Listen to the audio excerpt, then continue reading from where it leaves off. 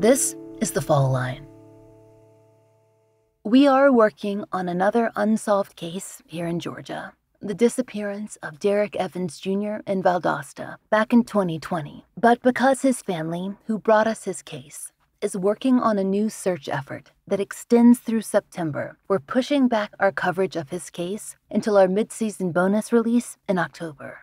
So today, we're sharing another kind of bonus with you, a behind-the-scenes look at The Fall Line, which, to our recollection, we have never done in the 6 years that we've been making the show. So, we've brought you a mix of frequently asked questions that we received by mail, some submitted by DMs or on social media, and stuff that generally comes up every so often from listeners, and we're going to answer them for you today. And we threw in a few that we just wanted to ask each other. By each other, I mean Brooke, Maura, and me. It may seem like a big team based on all the names you hear at the episode outros, but the bulk of the show is made by a very small team. There's me, the host, writer, and principal researcher. I also do most of our law enforcement and expert interviews. Brooke is in charge of all of our family interviews. Maura is our producer and engineer. And then there are other folks, essential to our team, who each do a few hours of work a month to assist in content advisement, who help me organize and file FOIA, who do media contact, and help with background research. And trust me, they are amazing. Content advisors Vic, Brandy, and Liv, they read over various scripts because they have life experiences that I don't. Brian helps with background research. Kiana helps organize FOIA, and Michaela communicates with media outlets. But none of us work on The Fall Line full-time.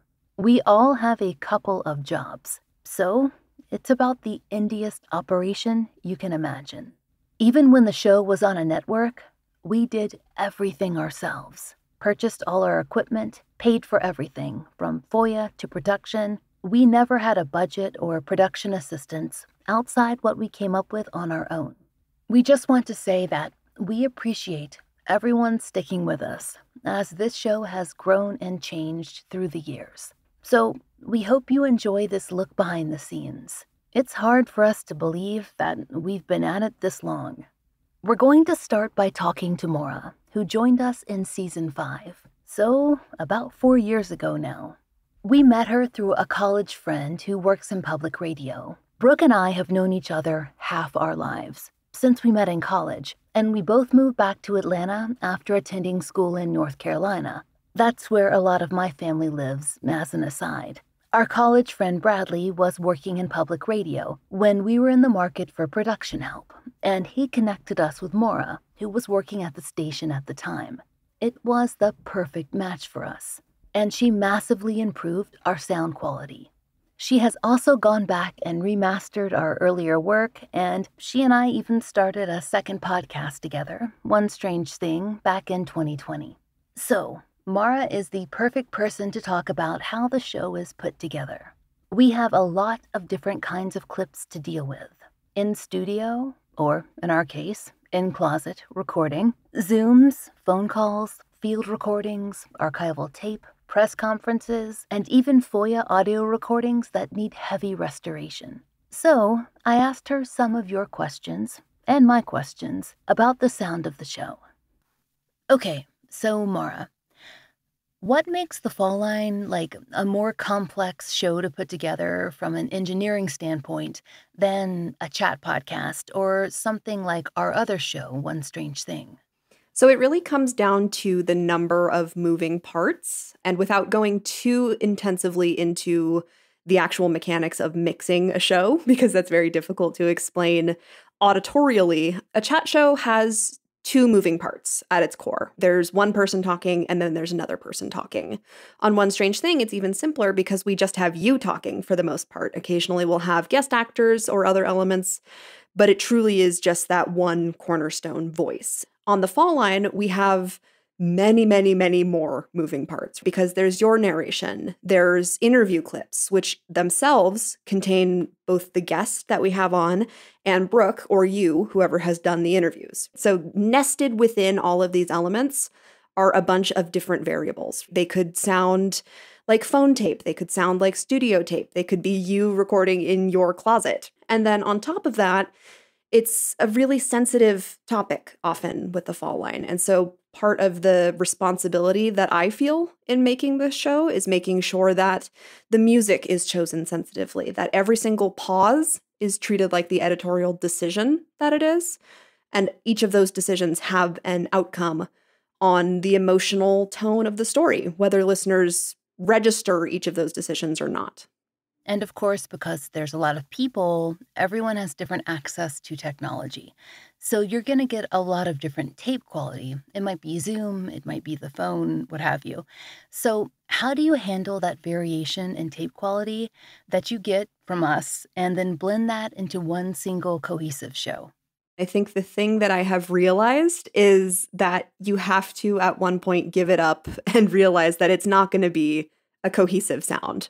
People are going to be talking on the phone and they're going to be walking around through their house. Back when we were doing more in-person recordings, we would be in a kitchen, right? And so you would have people coming and going and talking sort of in proximity to the microphone. And so all of these different circumstances are secondary to the story we're telling. And so a lot of times, all I'm doing is just making someone sound like their best selves, whether that's you, whether that's Brooke, whether that's a guest we have on the line. The crux of my job is not to make people sound like they are broadcasting professionals in a studio. In a past life, when I was doing public radio, that was the goal, getting everybody to sound as NPR as they possibly can. Here we have the luxury of being more candid. And so what that means for me is I am just cleaning up as much as I possibly can. I'm making folks sound as clear as they can. I am taking out things like filler words, or we invite guests to rephrase something sometimes if they've stumbled. So I'm making them sound like their best and most eloquent selves, but I'm not making them sound fundamentally different than they are or their circumstances are. What has been the most difficult task that you've been faced with since you started on the show 4 years ago, and how did you tackle it? So the one that jumps out right away is some tape that we got as part of our Samuel Little series back in, when was that, 2020? There were a lot of moving parts with that project, obviously. It was super, super research intensive. We could probably make a whole podcast about the making of that series because it was intense. But one of the sort of cornerstones was this audio that had not really been heard by the public yet, that we got access to through a Freedom of Information Act request. And it was literal tapes that the department in question had to digitize and send to us. They were in bad shape. These were interrogation tapes, and I think they had probably been left in a basement for decades. And so with the Samuel Little tape, it was the physical degradation on top of the fact that the tapes were made, 30, 40 years ago, and they don't sound good to begin with. And so what had to happen on that tape to make it even a little bit audible was a lot of restoration work. So I use iZotope, which is a suite of audio software that are used basically for two things: super intensive restoration processes like this, and for studio music production, obviously, which I have nothing to do with. But for the restoration stuff, a lot of what that is doing is stripping away the funk and also regenerating the bits and pieces of the audio that we're missing. There's this practice in public radio where engineers will take whatever they've just mixed and then listen to it on their phone speaker, and then in the car on those speakers, and then on the laptop speakers, and then on their studio headphones. And so you're testing all of these different stereos to see if your stuff is still audible on all of them. And so one of the things that ended up being problematic with the Samuel Little tape was it sounded fine on my studio headphones. The studio headphones are super, super high def, designed to make everything sound crystal clear. And so on the studio headphones, that tape sounded good. And then I would take it to my laptop speakers and it would be inaudible still. So there was a lot of trial and error there as well. What is something that you think people might be surprised to know about how the Fall Line is made? We have been remote since I started on the show in 2019. You and Brooke obviously live pretty close to each other and you are able to work with each other in real life, but you and I didn't meet in person until 3 or 4 years after I started on the show. So we have been remote pre-pandemic, pre all of this sort of reshaping of workflows we have always had a really, really strong ability to coordinate across time zones, across different platforms. When I started on the show, you were recording in your closet without anyone in your ear. You were just recording by yourself in a vacuum. And so we retooled that as I came on the show and got a little bit more integrated. And now we are able to talk like we're talking now, where I am in your ears, you are in my ears, and we have real-time dialogue. And so stuff like that, I think a lot of people had to figure out how to do when the pandemic started, but we had a lead start on that because we had a mastery of that already. The most important question, I think, to you as a gearhead comes from another gearhead, Michael Whelan, probably our oldest friend in podcasting from the Unresolved. We met him 2 months into podcasting. He wants you to talk about what kind of equipment we're working with. I'm going to try to make this as digestible as possible for the non-gearheads who are listening. I know that the gearheads are few and far between. Michael, this is for you. So let's talk about Laura's setup, because I think when people think about the show, what they're thinking about is how you sound. But your setup is really interesting, and we have worked really hard at it. So you are speaking into a Shure SM7B dynamic microphone, which is a pretty standard broadcast microphone. You have a foam windscreen, and then in addition to that, there's something called a pop filter, which is like a disc of fabric that sort of swivels out to be a barrier between you and the microphone. And what that does is prevent things like plosives, right? So I'm going to get close to the microphone on purpose to demonstrate people in places of power, right? That sort of puffing sound of air that happens on strong consonants. It's nice to get those prevented before they happen because fixing them is kind of a pain. We have your microphone routed into something called a cloud lifter, which is like a processing box, basically. And then from there, we have it going into a Focusrite Scarlett 18i8. And again, gearheads will know what that means, but a Scarlett is basically a box that we plug the microphone into that routes that audio into your computer. So the XLR microphone goes into the Scarlett goes into your computer. The way we're talking right now, back and forth, is through a program called Riverside, which is a browser-based recording software. We have tried a couple of different variations. I know lots of folks who use Zoom and have no issues at all.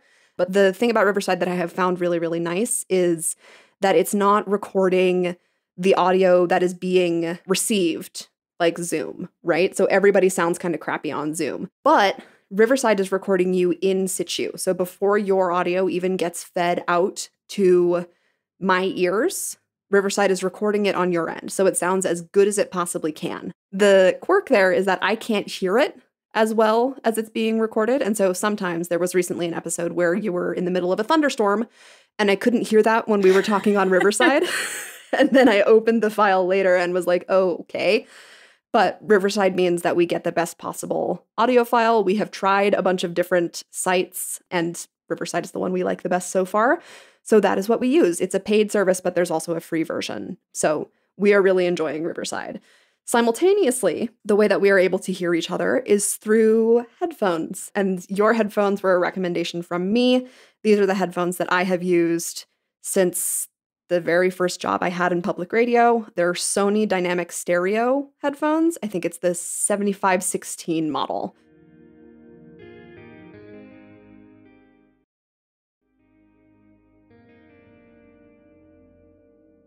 Did that sound like a lot? She didn't even tell you about how we built our field recording kit or how we're set up for video and Zoom interviews. But trust me, it is a lot of gear. Next up, I'm going to answer a variety of grab bag questions about the show. Everything from how we select cases to research and much more. Maura's going to interview me for this one. So, Laura, how are cases chosen for the fall line? What do we mean when we say a lack of media coverage when we talk about the criteria that we're looking for in a case we cover? So this is simple and it's complex, but generally, we try and reserve space on our show for cases that are unlikely to receive significant media coverage. And we know that they won't because there's already a track record of that in the case. So either we're going to be looking at an unidentified persons case, a DOE case, that has gotten like a paragraph or two in 10 years, or maybe nothing at all. Now, there have been a few exceptions over the years where a case has had some significant local coverage, meaning like 10, 12 articles over a decade, which, to be fair, is not a lot for a high profile case if you look in the news. But for the kind of case we cover, that can seem like a lot. But when we're approached by a family dealing with a cold case, it's inevitable that they are the ones that made that happen. They've been holding yearly vigils. They've contacted the media constantly. They're doing birthday celebrations for their missing and murdered loved one. They've showed up at like every rally for the missing and murdered. And I'm actually thinking specifically of Travis Smith, who we just covered, because his sister made advocacy her second full-time job. So Travis was kept in the local South Carolina media and in the Augusta, Georgia media, but often in the context of like maybe a larger story on gun violence. When she came to us, she was really looking for full, in depth coverage of just Travis, something that could be a review of his case, that could reach a national audience, because she'd never managed that, even though she'd been at it for so long. And the fact is, let's be honest, someone who might know something very well could have moved outside of that region. Most of the time, though, I think it's going to be a situation a lot more like Susie Quinn's, where we're going to have maybe a pamphlet from her funeral and 2 paragraphs from the Macon Telegraph or a similar paper to look at. Or a case like Carlos Ariel Delgado Mancha. We covered him back in 2022. We had an old immigration record and like 2 1990s era arrest records to work with. His family wasn't even sure where he disappeared. So that's going to be a lot more likely in terms of what we have to work with, in terms of lack of coverage. We've talked a little bit about the criteria that make someone less likely to get significant media coverage on the show before. But say someone meets those criteria and, in spite of the odds, has a super well-known case. Why would we not cover a case that has seen significant national attention? What is the reason for devoting our attention to those cases that are lower profile? So the first thing I want to do is be like super clear that every unsolved case is important, right? And every case deserves coverage.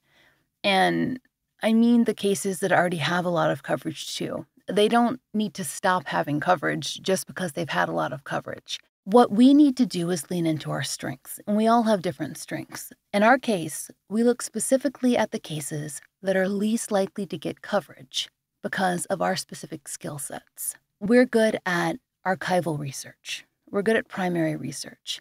We're lucky enough to have a licensed professional counselor on the team who can do really in-depth interviews. And a lot of the time, when Brooke is doing those interviews, that's where some of our primary information is coming from. So we can contribute something by featuring cases that other people are less likely to cover. And let me be clear, that's not a critique of other shows, because we need a lot of different kinds of coverage in true crime to allow for as many cases as possible to get in front of the public. The best contribution we can offer is to take the cases that other people are less likely to. Because after we're done, families, they're going to have a piece of media that they can reference or link when they talk about their loved one. So how, and I know this is a complicated question, but in broad strokes, how do we get access to law enforcement records? How do we get law enforcement to participate in the show if they didn't come to us? How do we build that trust? One thing we do often is we file what's called a FOIA, which is a Freedom of Information Act request. Every state has different laws for that. We're also often invited onto a case, and then we're given access to files after proper redaction. That's still going to be paperwork, but the access there will be a little more complete. What's going to be in a FOIA? We never know.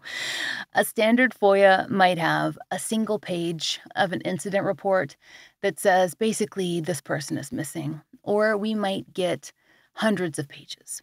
In terms of having law enforcement participate, that's always going to be kind of a crapshoot too, but I think we've been able to gain trust through a couple of things.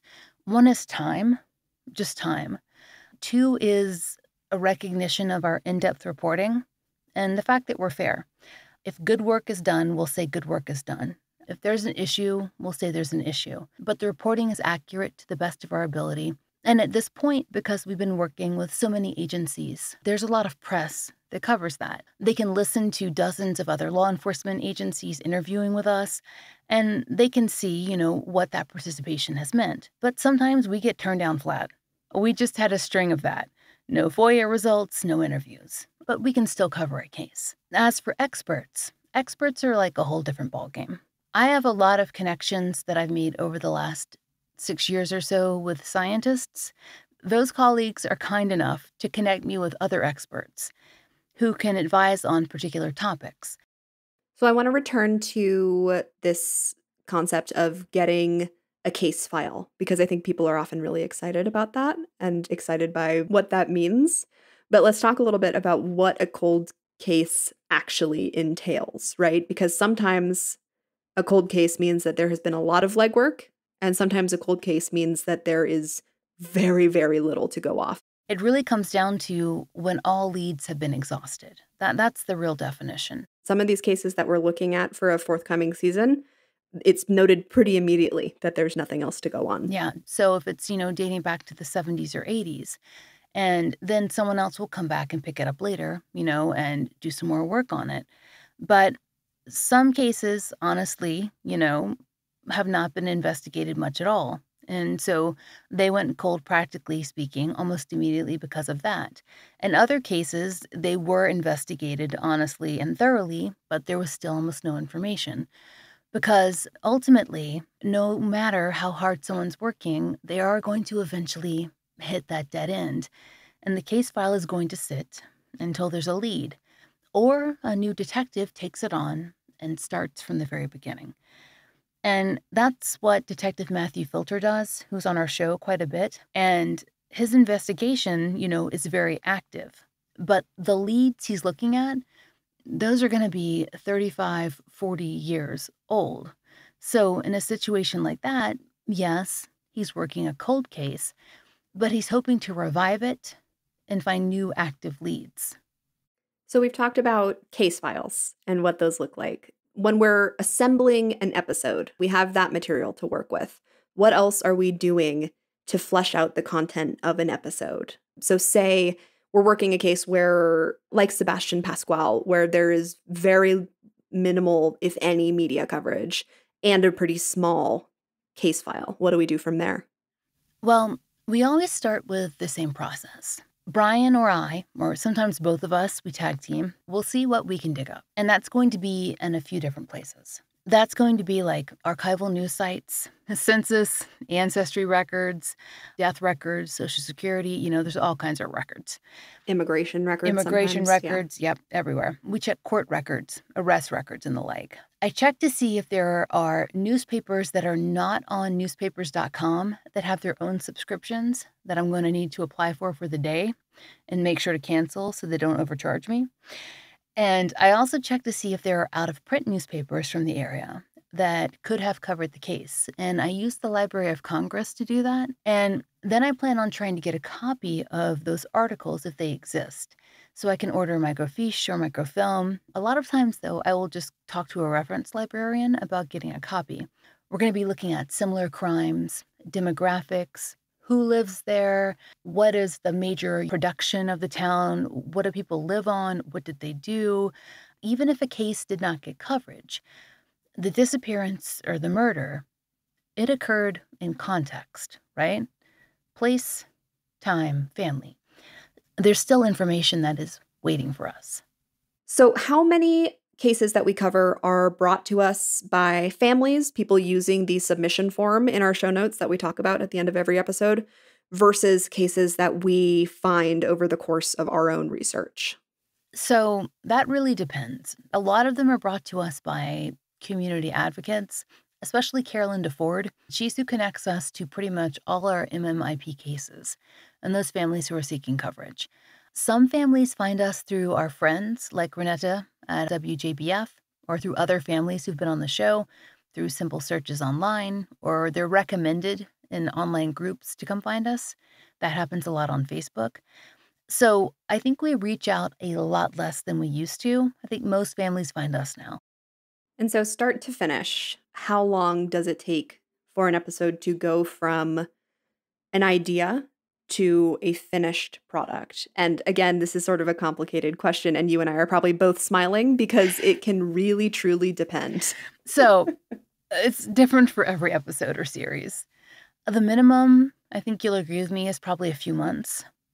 Mhm. The longest we ever worked on something was actually just prior to you, which is the Grady Babies, and that took a year and a half to 2 years. Samuel Little was close to Close. that amount. Yeah, close to that amount. The longest we ever spent on a short run was Victor Greenwood. That was about a year. And that was due to there just being so much confusion in his case.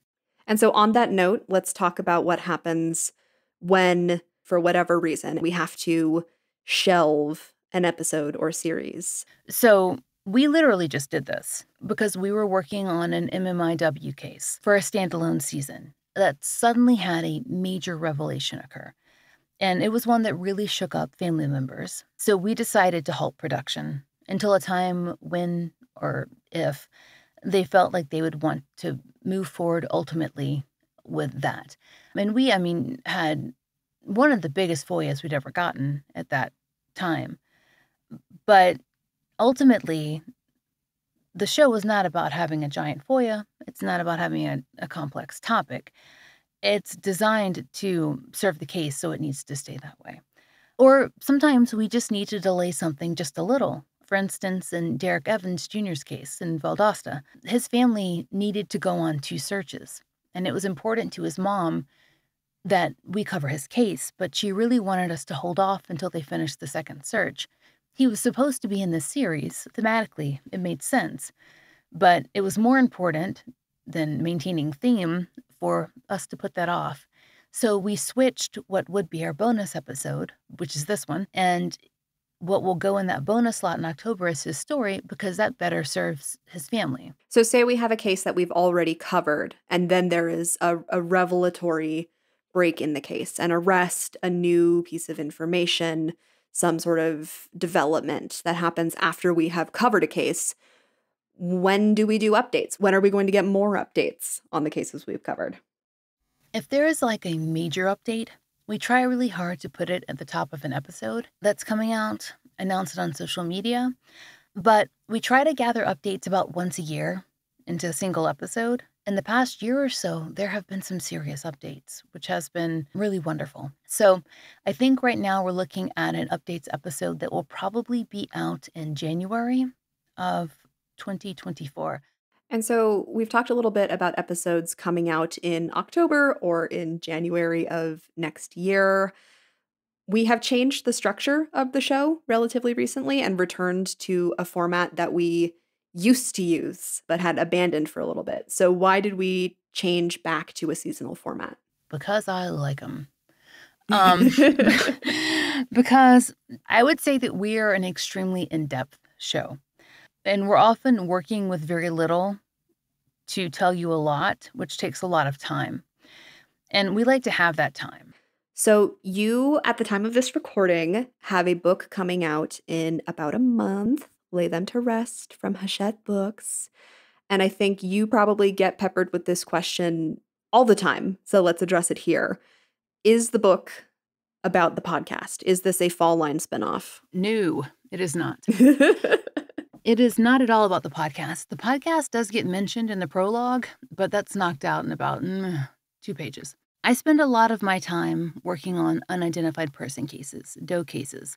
This is something that became a passion of mine through my work on the podcast, through the friendships I formed with so many scientists and experts, because I had to learn a lot about forensic science to understand the work we were doing on the podcast. And I actually had the opportunity to embed on a cold case from 1993 to try and identify a Jane Doe homicide victim. So my book is about that journey. And it's also about how forensic science has developed to solve these cases. When I say forensic science, people think DNA, but there are so many other branches: odontology, forensic art, anthropology, it goes on. My real goal was to make forensic science accessible to the layperson. i.e., me, because my academic career certainly was not spent in hard science. And the book, to me, is also about what comes after a solve, because I think people maybe assume that there's a solve and then you close the book, right? But the mystery isn't over. One thing I learned from this show is to always think about the people who are around a crime. And there are people who are left after a case is solved or partially solved. And they're the people who are left to deal with all of the pieces. And their family members are still left hurt, confused, relieved, so many things. So to me, it's about that as well.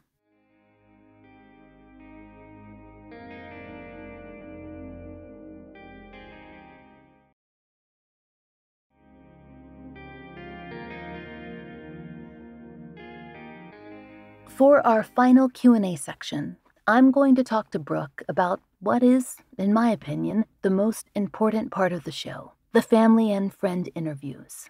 Brooke's role is to work directly with families and to make sure they're comfortable with the process from beginning to end. She's been a licensed professional counselor here in the state of Georgia for more than a decade, so that has always guided her approach. She does not love being on mic, but she was willing to do it for Q&A, which we appreciate. She's happiest when the families are the ones in the spotlight. You are a much bigger part of the show than I think people realize, mostly because you want it that way. You want to highlight what the interviewees are saying and not your own words. So now you have a chance to talk. Can you talk to me a little bit about your rules for how we approach the interview experience for families and friends of victims? What's important to you that we explain at the very top before we even begin? So the first thing that we want to make sure we accomplish when we are talking with a family is to make sure they understand the process of interviewing with our show. One thing that we hear a lot is that people will interview with various media outlets. They do the one interview, they are finished, and then the piece is released. They are sometimes surprised about which clips are selected. So what we start with when we begin the interview process is to explain to the family, first things first, this is not live. We want them to be as relaxed as possible. We also want them to understand they're going to have a chance to review what we have discussed before the podcast airs.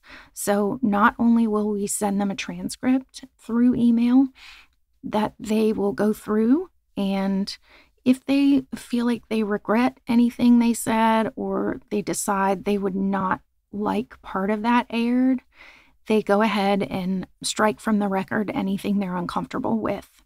And that information being taken from the record means it will not be used once clips are being selected for the final product. They also will receive a copy of the final script before it is recorded by Laura. They can go through, they see what's being presented. Does it fall in line with what they are hoping will be conveyed about their story? Are there any inaccuracies? The reason why we take this very seriously is because this isn't an interview about your bakery opening or the state fair that's going to be starting soon. This centers around probably the most traumatic series of events in a person's life. So we want to make sure that primarily we don't do any more harm than already has been done to the family. One thing that listeners have often mentioned to me, especially in emails and in comments, is that they really enjoy all the personal details and background that we include that don't necessarily relate to the crime or the traumatic experience itself. How did that become part of your interview process? I think this question really gets at why you and I are a good combination. I think the primary motivation you have in your work is getting to the bottom of a mystery. And my primary motivation in my work is listening to people. I find people fascinating. I find their experiences so interesting. I love hearing about how different families do different things. I used to love, when I was a kid, going over to other people's houses in my class. Everyone always did things so differently, different roles, different ways of communicating. I have always been most interested in that. So, although I am interested in the idea of resolving a problem and helping a family resolve a case, I am very interested in their family structure, who their loved one was, what they were like, what the loss of that person has done to the family as a family system. Well, and I think that one of the things that we were most concerned about when we began looking at cases that had little or no coverage was, how do we get people to share these stories? As a licensed professional counselor, what are your standards in terms of the ethics of your profession, of how interviews should be conducted, the do's and don'ts? So, this involves a few different priorities for me. One of the first ones is preparation with a family member that's interviewing with us in terms of what to expect. Because you are opening an area in their life that is very traumatic, they should be able to understand how long it's going to last, what are the parameters. There's a safety in creating a container around the interview. In a therapeutic environment, it is important to create a container. That's obviously a metaphor, but it can guide people in terms of how much they feel safe opening up and talking about, what they'd like to hold back because they don't feel that this is going to be a safe environment because they're not going to have enough time. It helps them prepare to participate in a conversation that is not going to ultimately hurt them when it's over. The second part of that is that I think very carefully about what types of questions I'm going to ask. I'm very careful not to trigger a person that I'm speaking with by using graphic language or bringing images into their head that they have coped with for years and tried to get away from. These are things that continue to traumatize them over and over. I'm not interested in bringing that up during an interview. So I know those are your parameters during the interview, but I know you also have some set for after the interview as well. Can you talk about that? So one of the things that can be very important for families is to understand, as their story is being composed by you, Laura, they are aware that they have some control over where it's going to end up. I sometimes have people reach out to me after the interview and text me and say, on second thought, I was concerned about bringing this up. I think it might cause problems in the family. At that point, I direct them to you, Laura. Laura is the one who is crafting the narrative, selecting the clips. They need to be very certain that what they're concerned about is not going to end up in the episode. And because she is the last call on that, the family members speaking to Laura really sets them at ease, much more so than I could do. So I pretty much am like the conduit to get them to Laura so that they can have those assurances. So the last thing I wanted to talk about was your overall approach to the show, which you laid out to me before we even started, that if we're going to do this and if I'm going to do this with you, this is how I want it done. So I'd like to talk to you a little more about why that's so important to you, not just in terms of our show, but when I talked to you about doing true crime in the first place. Like, why was that how you wanted to do it if we were going to even approach true crime?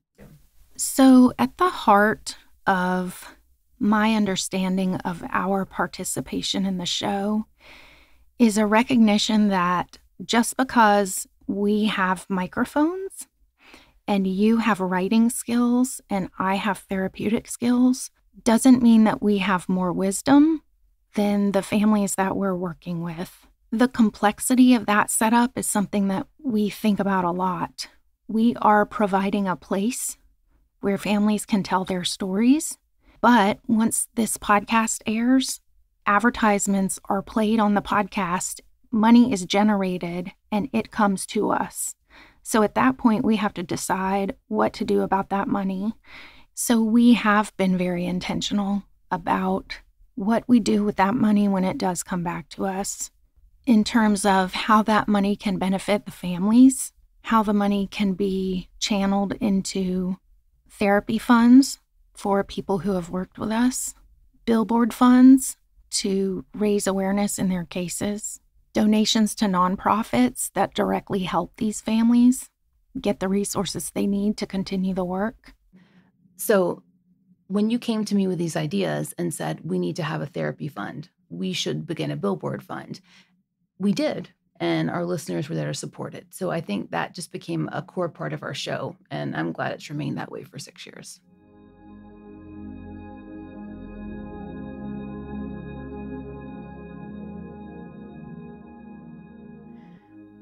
We hope you enjoyed this look behind the scenes of The Fall Line. We tend to hang in the background and let the cases stay at the forefront. But we are happy to share about the show, and we are so grateful for the thoughtful and engaged audience that we have. We will be back in November with a full season on Tennessee Doe cases, our most complex unidentified persons coverage ever. And between now and then, the feed will feature bonus content in the meantime, including our coverage of Derek Evans' case. If you know of a case that should be covered on The Fall Line, there's a link to our case submission form in the show notes. Thank you for listening. The Fall Line is an independent show, and we appreciate listener support.